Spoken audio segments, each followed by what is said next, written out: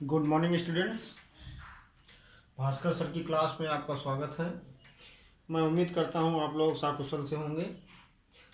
पिछली क्लास में हम लोगों ने देखा, पढ़ा और समझा धारा 21 से 29B या 29(2) और धारा 45 के बारे में, और शिक्षा का सार्वभौमिकरण क्या है। आज हम लोग जो समझने जा रहे हैं, जिसका अध्ययन करने जा रहे हैं, उसका टॉपिक है, उसका विषय है प्राथमिक शिक्षा के सार्वभौमिकरण के उद्देश्य।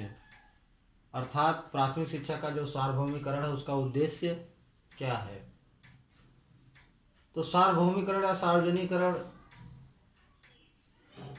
का जो उद्देश्य है, सबसे पहले क्या है, ज्ञानार्जन। अर्थात जो प्राथमिक शिक्षा के बालक हैं, बच्चे और बच्चियां हैं 6 से 14 साल से कम के, उनके लिए क्या क्या उद्देश्य निर्धारित किए गए हैं, निर्धारण किया गया है, उसके बारे में हम लोग अध्ययन करेंगे। तो आइए देखते हैं। ज्ञान, सबसे पहला क्या है, ज्ञानार्जन। अर्थात जो बच्चे हैं प्राथमिक कक्षा के, उनके ज्ञानार्जन कौशल में, उनके ज्ञान में हमको विकास करना, इस तरह की शिक्षा दीक्षा देनी है कि उनके ज्ञान में वृद्धि हो। सेकेंड ऑप्शन आता है बौद्धिक और मानसिक विकास। इस तरह से प्राथमिक शिक्षा में इस तरह से शिक्षा देना है कि उनकी बौद्धिक क्षमता और मानसिक क्षमता का विकास हो, उनकी बुद्धि का विकास हो और उनके मानसिक स्तर में बढ़ोतरी हो। वो आप कोई भी तरीका अपना सकते हैं, चाहे खेल कूद विधि से पढ़ाएं या और किसी माध्यम से पढ़ाएं, लेकिन उनके बुद्धि या बौद्धिक क्षमता में, मानसिक क्षमता में विकास होना आवश्यक है। ये इसका उद्देश्य है सार्वभौमिकरण का। शारीरिक विकास, जैसा कि अरस्तु जी ने एक शब्द कहा था, स्वस्थ शरीर में ही स्वस्थ मस्तिष्क का निर्माण होता है। किसने कहा था? अरस्तु ने कहा था। क्या कहा था?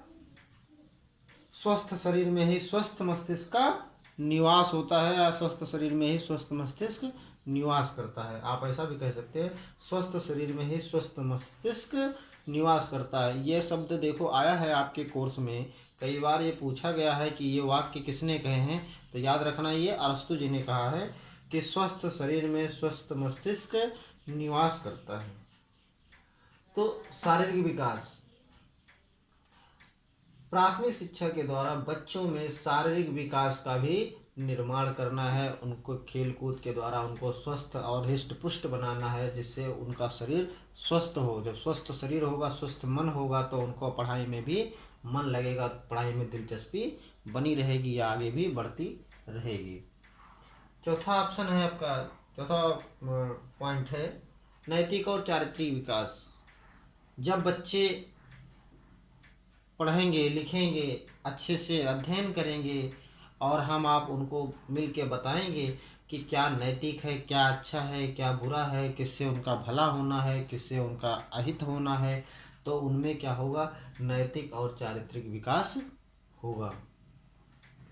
ये नैतिक और चारित्रिक विकास व्यक्ति का अपना ही ना होकर के अपने परिवार, अपने समाज, अपने राज्य, या यूं कहें कि अपने राष्ट्र के निर्माण में बहुत ही योगदान देता है।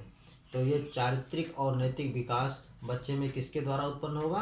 प्राथमिक शिक्षा के द्वारा। जब हम और आप मिलकर उनके शिक्षा दीक्षा को बहुत अच्छे तरीके से पढ़ाएंगे, बताएंगे, समझाएंगे, तो उनका नैतिक और चारित्रिक विकास होगा, जो कि स्वयं के साथ साथ देश और राष्ट्र के लिए बहुत ही लाभदायक है। पांचवा पॉइंट आता है सामाजिक कुशलता का विकास। जब व्यक्ति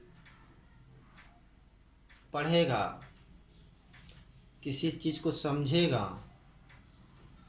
और उसको जानेगा, उसमें अच्छाई और बुराई में भेद करने की क्षमता का विकास होगा, तो व्यक्ति समाज में कुशल बनेगा। क्या करना है जो हमारे लिए, अपने लिए, समाज के लिए, परिवार के लिए, देश के लिए, राष्ट्र के लिए कुशल है, अच्छा है, किसे हमें अपनाना चाहिए, तो हमें समाज में मान सम्मान प्रतिष्ठा मिलेगी। जब हम इस चीज़ों को बच्चों के अंदर डेवलप करेंगे, विकसित करेंगे, तब उनमें क्या होगा, सामाजिक कुशलता का विकास होगा। वो अपने समाज का अच्छे से निर्माण करेंगे और सामाजिक कार्य कुशलता में अच्छे से भागीदार बन सकेंगे। अगला पॉइंट है आपका सांस्कृतिक विकास। हमारी परंपरा रही है, भारत देश की ये परंपरा रही है कि वसुधैव कुटुंबकम, अर्थात संपूर्ण सृष्टि ही, संपूर्ण पृथ्वी ही हमारा परिवार है। ऐसा हमारे भारत देश में माना जाता है। तो जब ये कब संभव हो पाएगा, जब हम उनको इस चीज़ को बताएंगे, समझाएंगे कि सारा ब्रह्मांड या सारा सृष्टि या सारा समाज ही हमारे परिवार का या देश का अभिन्न अंग है। तब उनमें क्या होगा, सांस्कृतिक विकास होगा। वो कभी भी कोई भी गलत कार्य में लिप्त नहीं होंगे। तो उनके अंदर हमें क्या बढ़ाना है, सांस्कृतिक विकास करना है, सांस्कृतिकता बढ़ाना है, उनके अंदर सभ्यता का विकास करना है, संस्कृति का विकास करना है, जिसके द्वारा वो, जब संस्कृति का विकास हो जाएगा तो वो अपना और अपने देश का भला अच्छे से कर सकेंगे। व्यक्तित्व विकास, जब ज्ञानार्जन होगा, बौद्धिक क्षमता होगा, मानसिक क्षमता होगी, शरीर हृष्ट पुष्ट होगा, नैतिक और अनैतिक में कुशलता होगी, समाज में रहने की योग्यता होगी, तो ये व्यक्ति का अपना एक व्यक्तित्व